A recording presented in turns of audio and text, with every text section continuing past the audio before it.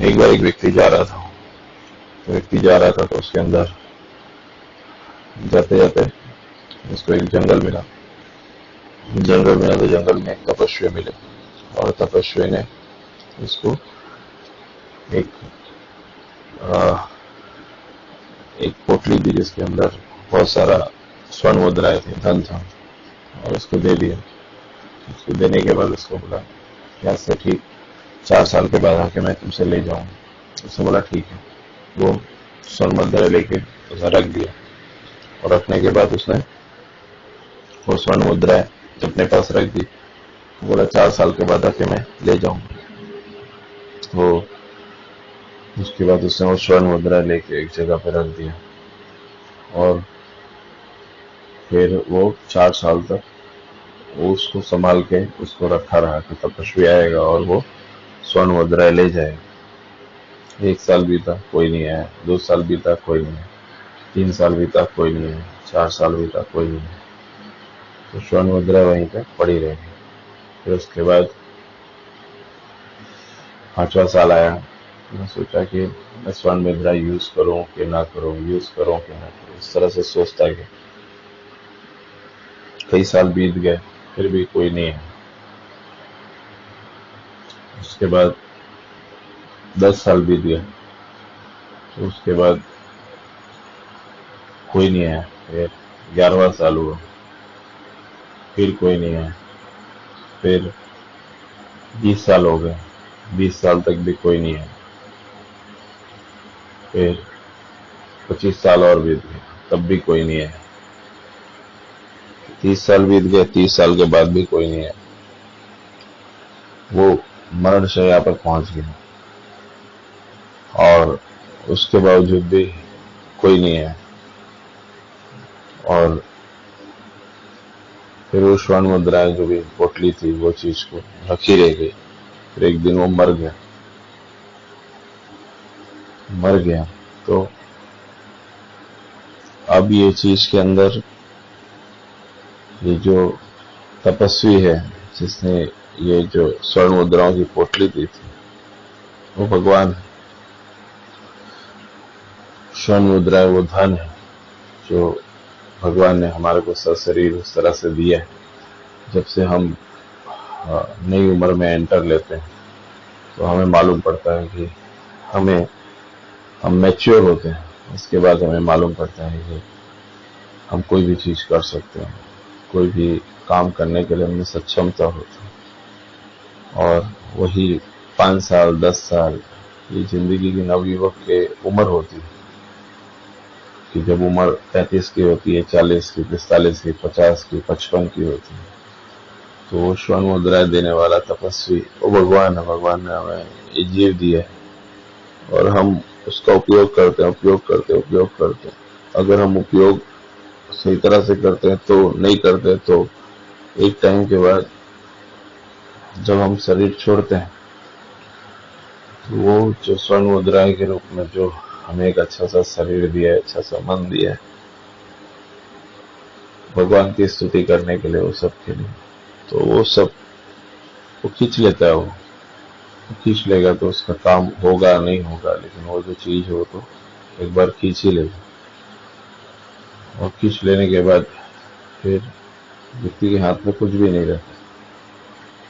कोई भी पर्सन है, कोई भी काम कर रहा है, तो उसके अंदर उसको ये समझना चाहिए कि टाइम एक दिन पूरा हो जाने वाला है।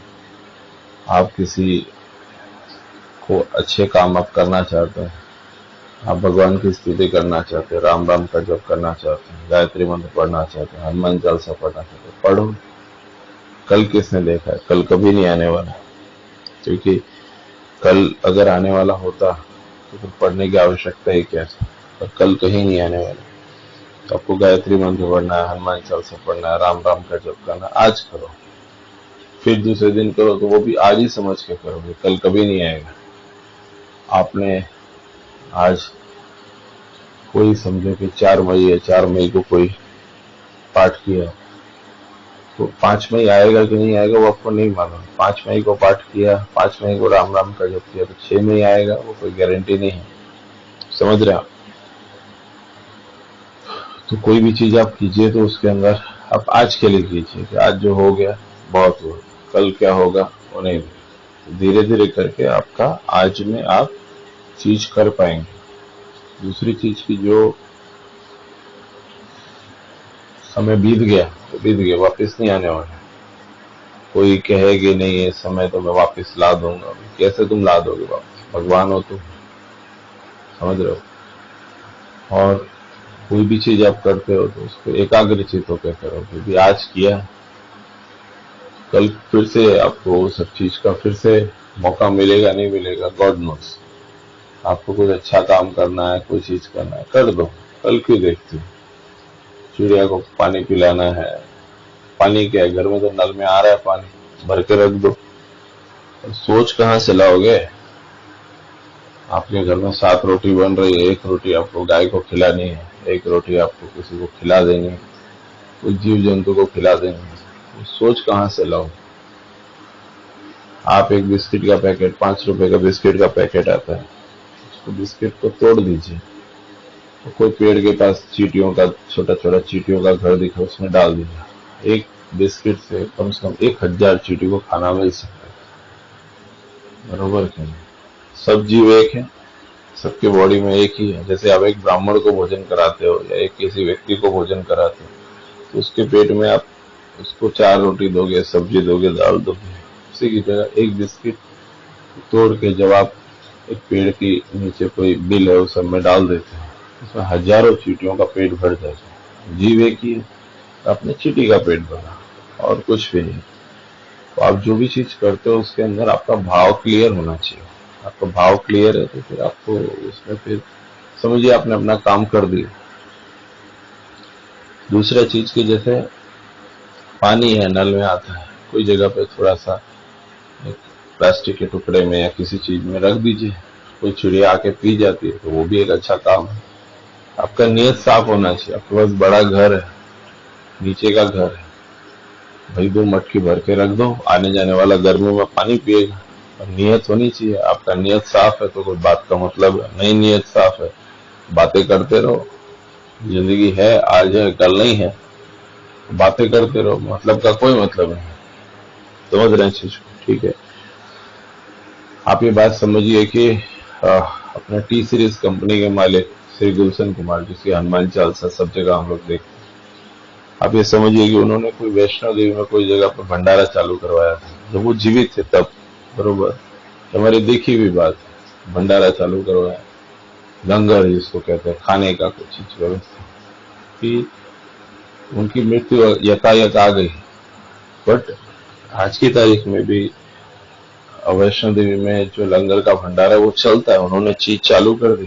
तो अगर वो नहीं है तो भी आज वो गुलशन कुमार हनुमान चालीसा की वजह से जीवंत है। जब हम हनुमान चालीसा सुनते तो हनुमान चालीसा में गुलशन कुमार दिखाई देते, वो जीवंत है, दिव्य आत्मा। उन्होंने जो वैष्णो देवी में भंडारा चालू किया वो चल रहा है। तो कोई ये जरूरी नहीं कौन सा उनका कर्म काम कर रहा है हमें नहीं मालूम है। आज भी टी सीरीज सबसे ज्यादा पैसा कमाने वाली कंपनी में से आती है, ठीक है। सो भगवान को आपको कौन सी चीज आपकी पसंद आएगी वो आपको नहीं कह सकते। आपको ब्लाइंड खेलना है, ब्लाइंड यानी अंधेरे में तीर मारना है। आपका तीर कौन सा निशाने पे लगेगा नहीं मालूम। जैसे आप कोई काम करते हैं तो सब अच्छा अच्छा काम करने की कोशिश, भगवान को आपका कौन सा कृत्य पसंद आएगा वो आपको नहीं मालूम। समझ रहे हैं आप? यानी आपने कोई काम किया तो जरूरी नहीं है भगवान को आपका वो काम पसंद है। भगवान को आप कर सकता है कि वो काम पसंद नहीं है, उसके बाद का काम पसंद है, वो काम पसंद नहीं है, वो काम पसंद आ जाए।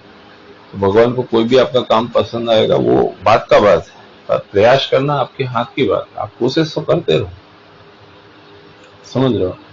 आप बहुत सारी चीजें करोगे, उसमें से कोई एक चीज भगवान को शायद पसंद आ जाए। समझ रहे हो चीज को? ठीक है। अपनी तरफ से कोशिश करो, कोशिश करोगे तो कहीं ना कहीं आपका कोई काम भगवान को पसंद आ जाएगा और वही चीज से आपका जीव का आपको सदोगति, अच्छा चीज, अच्छा जीवन, अगर आपको जीने में इंटरेस्ट है तो उस तरह से आपको अच्छे से अच्छी हर समस्याएं आपकी सॉल्व हो जाएंगी। आपका कोई रुका हुआ काम है दूर हो जाएगा। आपको कोई भी असुविधा है तो उस सुविधा में बदल जाएगी। समझ रहे हैं आप? ठीक है, तो आपको है कि आपको करते रहने का, कोई ना कोई काम करते रहने का। अच्छा काम करने के लिए पीछे नहीं हटने का, ढूंढ ढूंढ के करो। पड़ोसी का काम है, ढूंढ ढूंढ के करो। आपको अपने घर परिवार का काम है, ढूंढ ढूंढ के करो। माता पिता का काम ढूंढ ढूंढ के करो। पति पत्नी का काम ढूंढ ढूंढ के करो। पर आपको ढूंढना पड़ेगा वो काम, मुझे अच्छा काम करना है। पर ये अच्छा काम आपने ढूंढा, आपने किया है, तो सबसे इम्पोर्टेंट बात है कि भाई आपने कोई अच्छा काम है तो उसको ढूंढो फिर करो। अच्छा काम है तो ढूंढो फिर करो। समझ रहे हैं चीज? बरोबर। अगर कोई अच्छा काम है और आप सर्च करते हो फिर करते हो तो आपका अच्छा बात है। पर अच्छा काम आपको सर्च करना पड़ेगा, करना पड़ेगा, सर्च करना पड़ेगा, करना पड़ेगा। अगर आप अच्छा काम करते हो, सर्च करते हो और करते हो, तो आपको उसमें ये नहीं सोचने का इसके पीछे मुझे कोई लाभ मिले। जैसे फला व्यक्ति को आपने खाना खिलाया, बोले अरे यार मैंने उसको खाना खिलाया, अभी तक मुझे उसका लाभ नहीं मिला। मतलब आप हिसाबी बातें कर रहे हो। आपने कभी किसी के लिए कुछ चीज की, चिड़िया को पानी पिलाया, तो आप ये सोचो अरे चिड़िया को पानी पिलाया, चिड़िया कब मुझे आके दे। अरे भाई तुम हिसाब मत रखो, तुम जी रहे हो, वही बहुत बड़ी बात है। आपने किसी जीव को खाना खिलाया, खाना खिला के भूल जाओ, आपका काम है, आपने कर दिया। समझ रहे हो? उसको अपने स्वभाव में डालो। मैकेनिकल चीज मत बनाओ, स्वभाव में डालो। मैकेनिकल चीज और स्वभाव यानी क्या हुआ कि जैसे सपोज कीजिए कि आप खाना लेते हो, ऐसा खाना लो और अंधेरा कर दो। तो अभी जैसे लाइट जल रही है उसकी जगह अंधेरा कर दो, तो क्या खाना आपके हाथ से लेने के बाद नाक में चला जाएगा? नहीं, सीधा खाना मुंह में जाएगा। क्यों? क्योंकि आपका स्वभाव है। तो बचपन में, शुरुआत में, आप बचपन में छोटे थे तब से लेके 10-20 साल तक आपने निरंतर प्रयास किया, तो खाना सीधा मुंह में ही जाने वाला है, नाक में नहीं जाने वाला है। कान में जाएगा खाना, भले अंधेरा है पर खाना आपका मुंह में ही जाएगा। क्यों? क्योंकि आपके स्वभाव में।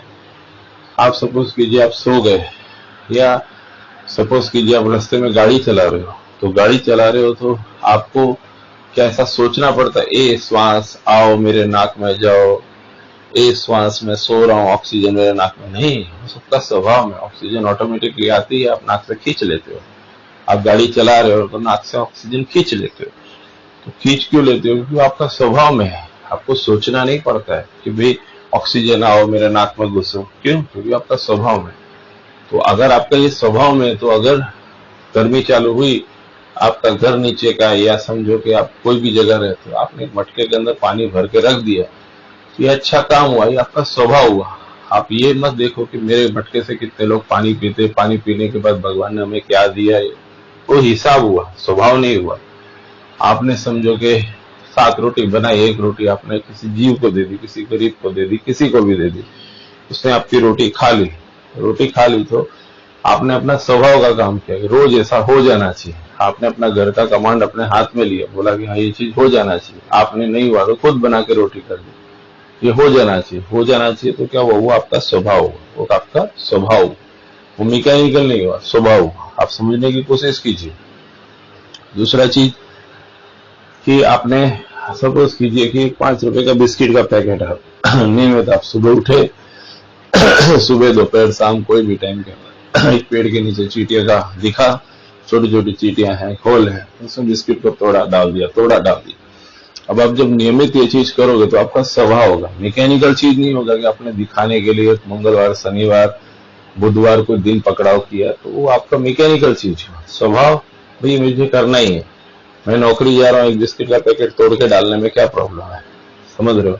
आप 50 साल 55 साल के वृद्ध व्यक्ति हो गए, बरोबर, लड़कों के ऊपर आपके डिपेंडेंसी हो गई, पर आपने उसको तोड़ के उधर डाल दिया, तो क्या आपका ये फर्ज हुआ? इसके अंदर आपको पूछने की जरूरत है? नहीं, ये आपका स्वभाव, मैकेनिकल चीज नहीं। कि आप कोई दिन देख के ये चीज कर रहे हो कि 14 तारीख उत्तरायण का दिन है, तो उस दिन हम गाय को अगर घास खिलाएंगे, उस दिन आप देखिए कि 14 तारीख उत्तरायण के दिन गाय के पास कितनी घास इकट्ठा है, गाय बेचारी कितना खाएगी, पर देखो घास ही घास पड़ी रहती है, लड्डू ही लड्डू, तिल का पड़ा रहता है। सबको ऐसा है कि हमने गाय को घास खिला दिया उस दिन, ठीक है, तो जितना भी घास खिला दिया तो अपने हमको पैसा का प्राप्ति होगा वो सब। अरे भाई, गाय ने ऑलरेडी बहुत सारा घास खाया हुआ है, गाय कितना घास खाएगी? आपने लेके गाय घास को उधर रख दिया, उसकी जगह 15 को खिला दो, 16 को खिला दो। समझ रहे चीज को? कि किसी गरीब को खिला दो। आपका फर्ज है कहीं किसी को दान पुण्य करना, बात सही है, लेकिन वो गाय ने इतना घास खाया हुआ है, तो आप दूसरे दिन उसको स्वभाव में लाओ। 14 को खिलाना है ना, तो 1 से खिलाना चालू करो। 1 को खिलाओ, 2 को खिलाओ, 3 जनवरी को खिलाओ, 4 जनवरी, 15 जनवरी तक पहुंचते पहुंचते आपने अच्छा खासा चीज इकट्ठा हो। स्वभाव की बात है। लोग सिर्फ 14 जनवरी को खिलाते, फिर पूरा महीने घास खिलाते ही नहीं। समझ रहे हैं चीज को? 14 जनवरी को आप 1 रोटी खिलाओ, उसके बाद 30 दिन कुछ नहीं खिलाओ, गलत है। आप स्वभाव में लाओ, नियमित तौर पे आप उसको खिलाते रहोगे तो आपको कुछ अचंबा नहीं लगेगा। समझ रहे चीज को? ये बात उसी तरह से है कि जैसे आप कोई पर्टिकुलर तिथि आती है जैसे कृष्ण जन्माष्टमी, महाशिवरात्रि, रामनवमी, महावीर जयंती, कोई भी दिन, विशेष दिन आता है, तो हम क्या करते हैं कि वो विशेष दिन भगवान को याद करते हैं। हे प्रभु, हे कृष्ण, हे शिवजी, हे प्रभु श्री राम, मैं आपको याद करता हूं। मतलब 365 दिन के दौरान 364 दिन आप महापाप करते हो। आप 364 दिन के दौरान आप जो आपको सही नहीं लगता वो सब काम करते हो। 365 दिन सोचते हो कि एक दिन कृष्ण जन्माष्टमी के दिन हम ये चीज करके पूरे साल के पाप को लपेट ले, और अचानक से एक दिन बोलते हो कि भगवान मैं आपको याद कर रहा हूँ। तिथि इसलिए बनाई गई है कि उस दिन आप विशेष ध्यान रखो, पर इसका ये मतलब ये नहीं कि 364 दिन आप उपवास करो, कि 364 दिन भगवान को याद ही मत करो। आप समझ रहे हैं चीज को? व्यक्ति क्या करता है, व्यक्ति जिस दिन कृष्ण जन्माष्टमी होती है उसी दिन सिर्फ भगवान को याद करता है। बाकी के दिन क्या करना, बाकी के दिन का महत्व नहीं है, आपका स्वभाव नहीं है, मैकेनिकल चीज कर रहे हैं। लोग कृष्ण जन्माष्टमी कर रहे हैं, आप भी कर रहे हैं, लेकिन उसके पहले के दिनों का क्या? समझ रहे हैं चीज को? ठीक है, उस दिन विशेष पावर होता है। चंद्र, सूर्य, ये सब एक विशेष दशा में होते हैं। पुराने ऋषि मुनि को मालूम था, इसलिए हमें मालूम है कि इस दिन कृष्ण जन्माष्टमी के दिन विशेष माहौल क्रिएट होता है। आपके अंदर कोई आध्यात्मिक चीज है वो बढ़ती है। तो आप कोई भी चीज कीजिए उसको अपने स्वभाव में डालिए, न कि उसको मैकेनिकल चीज बनाइए। मैकेनिकल चीज डिफरेंट होती है, स्वभाव डिफरेंट है। दूसरी चीज की जब हम कोई भी काम करते हैं तो उसके अंदर आप विनिमय मत लाइए, बिजनेस जैसा चीज मत लाइए। आप अपना काम कीजिए, भूल जाइए, काम कीजिए, भूल जाइए। कुछ आपका सही होगा तो आपको मिल जाएगा, नहीं सही होगा तो नहीं मिलेगा। समझ रहे हैं चीज को? ठीक है। दुनिया में 99% लोग मतलबी हैं। लोग मतलब से जीते हैं, मतलब से अपना काम करते हैं, मतलब से आपसे बात करेंगे, मतलब से चीजें करेंगे। लेकिन वो मतलब से कर रहे हैं तो आपको मतलब से करने की क्या जरूरत है? आप भगवान का स्तुति करते हो, भगवान राम राम का जप करते हो, हनुमान चालीसा का पाठ करते हो, तो जब आप ये सब चीज करते हो तो आप मतलब से क्यों करते हो? अपना काम करो, करते जाओ, करते जाओ, करते जाओ, कुछ मिलता जाएगा। आप कोई भी आध्यात्मिक स्थिति जाओगे, आध्यात्मिक एरिया में जाओगे, आप देखोगे कि कोई राम राम राम राम बोल रहा है, कोई राधे राधे बोल रहा है, कोई हरिओम हरिओम बोल रहा है।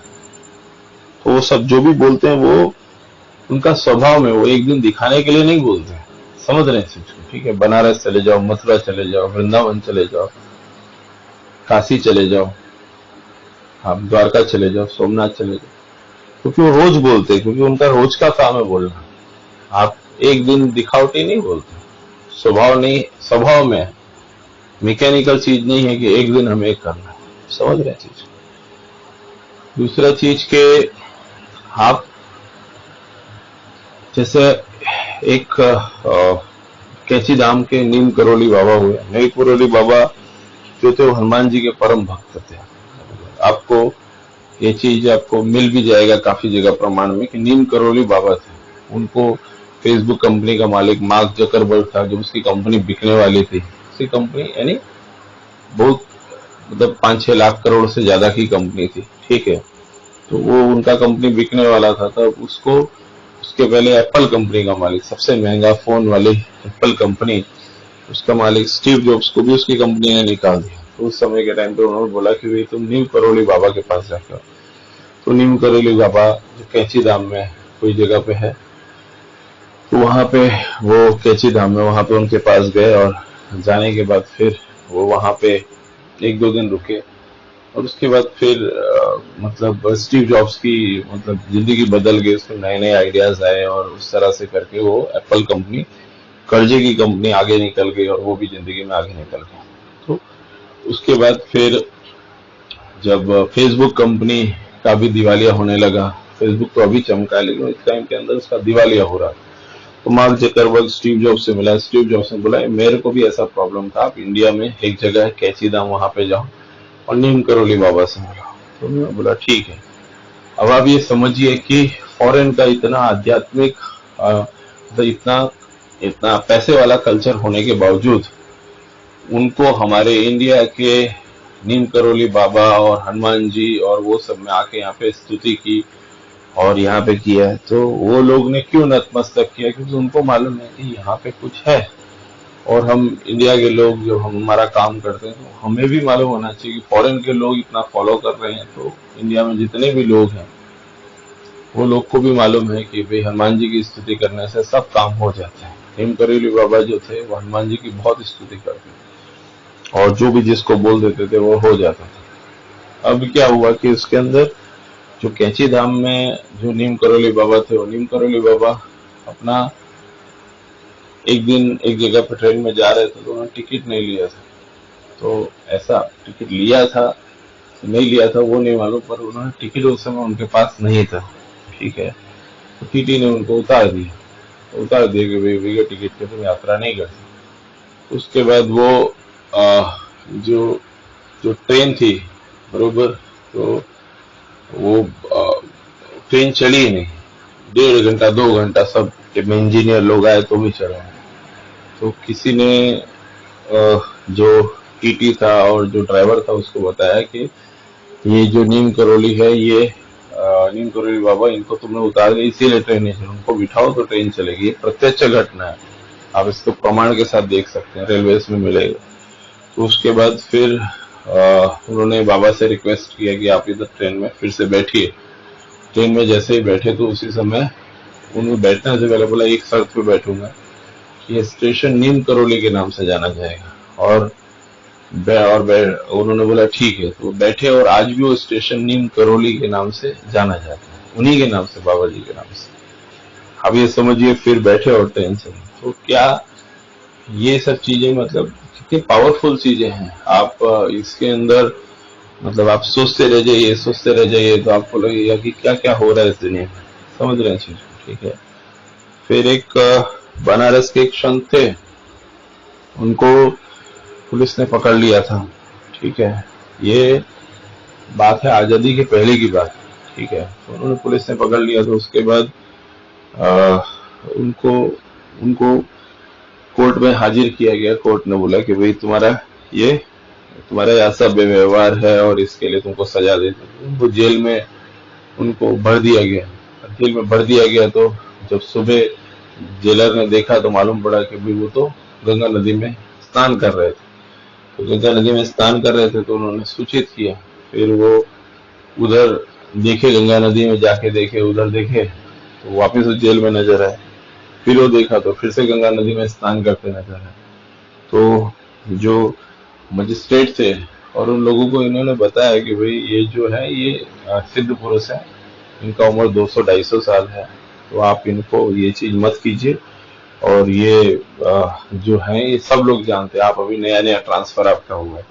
तो उन्होंने अपनी गलती को एहसास किया, अपनी कंप्लेन वापस ली और उनके लिए एक रूल बनाया कि कहीं भी आए जाए, कोई भी जगह हो तो इनको कोई रोक टोक नहीं किया जाए, और उनको मुक्त कर दिया गया, ठीक है। तो ये सब भी आध्यात्मिक चीजों में होता है, और जो लोग ये सब चीजें जानते हैं उनको समझ है, क्योंकि इस दिशा में भी बढ़ने वाले लोग बहुत कम है, समझ रहे हैं चीज को, ठीक है। आध्यात्मिक चीजों में बढ़ने वाले लोगों की संख्या कम है, क्योंकि लोग आजकल तुरंत वाला जमाना है, आध्यात्मिक चीजों के अंदर समय मांगते हैं। तो वो लोग जो करने वाले लोग हैं कम है, वो लोगों की सोच अलग है। आप अगर थोड़ा थोड़ा कोशिश करते रहेंगे तो धीरे धीरे आपको जरूर सफलता मिलेगी। और नियमित भक्ति कीजिए, एक दिन के लिए मत कीजिए, एक दिन के लिए दिखावे के लिए करेंगे इसका कोई मतलब नहीं। नियमित करो, अपने स्वभाव में लाओ, ठीक। जय श्री राम।